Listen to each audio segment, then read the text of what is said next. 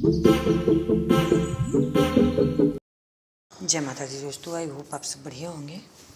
आज मैं आप लोगों के साथ एरिका पाम की रिपोर्टिंग की वीडियो शेयर करने वाली हूँ, जो कि आप अपने एक पौधे से मल्टीप्लाई पौधे कैसे बना सकते हो, मतलब उनको ढेर सारे पौधे में कैसे बना सकते हो। मैंने एक ही प्लांट से अपने कई सारे प्लांट ग्रो किए हैं। देखिए, ये मेरा एक ही पौधा था, लेकिन मैं उसको 3 गमलों में लगा रखी हूँ, एक छोटे से गमले में और बाकी के 2 बड़े गमले में। लगभग ये 10 से 12 इंच का गमला है, उसमें फिर भी मैं मिट्टी कम से कम 2 से 2.5 इंच तक छोड़ रखी हूँ। और इसको कैसे मल्टीप्लाई करते हैं अब मैं आगे की वीडियो में आप लोगों के साथ शेयर करने वाली हूँ। आपको ये वीडियो बहुत ही इन्फॉर्मेटिव लगेगी। आप इस वीडियो को पूरा ज़रूर देखिएगा, स्किप बिल्कुल मत करिएगा, बहुत अच्छी जानकारी आपको आगे मिलेगी।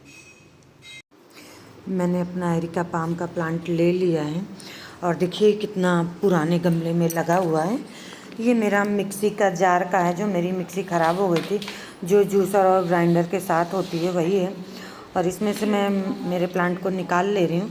फिर उसके बाद ही मैं इसको कैसे खींच के मुझे अलग करना होगा, क्योंकि रूट से बिल्कुल रूट बाउंड था और इसकी रूट को अगर मैं काटती तो ये थोड़ा शायद शॉक में जा सकता था, क्योंकि मुझे इसको मल्टीप्लाई करना है।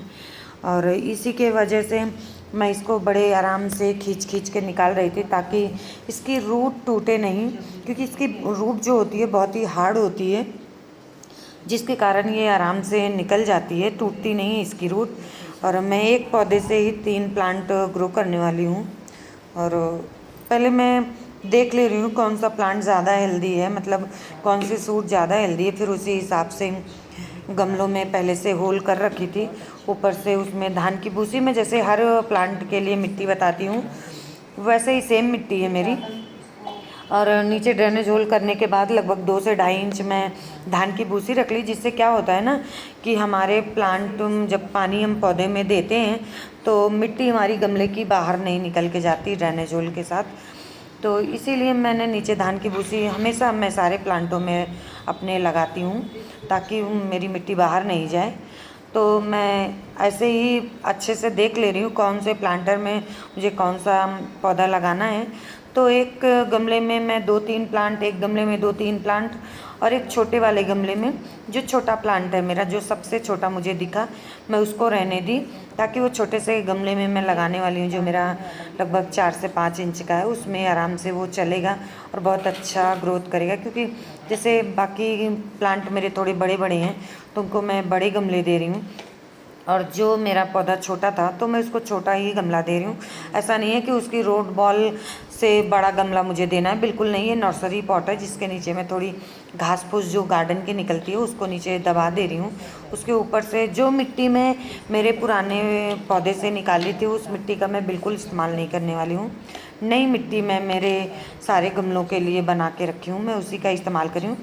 और एक बात आप लोगों के साथ बता रही हूँ कि इसमें जो है मैं बिल्कुल कोई कंपोस्ट, वर्मी कंपोस्ट, गोबर खाद कुछ का भी इस्तेमाल नहीं की हूँ। सिंपल मेरी धान की भूसी और जो रेत होती है उसी का इस्तेमाल की हूँ। और गमले में कम से कम 2 से 2.5 इंच की जगह छोड़ दी हूँ। क्या है ना, जैसे बार बार बोल रही हूँ कि रूट बॉल से ज़्यादा आपको मिट्टी को नहीं फिल करना होता है, नहीं तो ज़्यादा कर दोगे तो पानी भी डालोगे तो वो ज़्यादा सोख लेगा, जिससे आपका प्लांट ख़राब होने का चांस रहेगा। इसीलिए मैं बोलती हूँ, अगर आप बड़े गमले का भी चुनाव कर रहे हो तो मिट्टी थोड़ी कम डालो, ज़रूरी है पूरे गमले को पूरा फिल ही कर दो, धीरे धीरे करके डालना होता है। जैसे अगली बारी आप रिपोर्ट करोगे तो फिर से आप अपने रूट बॉल को थोड़ा ऊपर करके नीचे और मिट्टी थोड़ी डाल सकते हो। तो उतनी जगह बना के रखनी चाहिए कि आपको जैसे 2-3 महीने में एक बार इसको खाद भी देनी होती है। जैसे अभी मैं तो कुछ भी नहीं, सिंपल गार्डन सॉइल में इसको लगाई हूँ। तो जब आगे मैं इसमें मतलब खाद देने वाली हूँ तो उतनी जगह होनी चाहिए कि जिससे मैं अपने पौधों में खाद भी दे सकूँ और गुड़ाई वगैरह भी अच्छे से कर सकूँ। तो मतलब ऐसा नहीं हो कि उसमें जगह ही बिल्कुल ना हो। और इस बारी मैं अच्छे गमले का चुनाव की हूँ, क्योंकि मैं जो सस्ते वाले गमले ले आती थी वो मेरा बिल्कुल जल्दी से धूप में ख़राब हो जाते थे। तो मुझे इस बारी कुछ अच्छा गमला चाहिए था, इसलिए मैं ऐसे गमले लेके आई हूँ। थोड़े महंगे तो होते हैं पर इसकी क्वालिटी बहुत अच्छी होती है।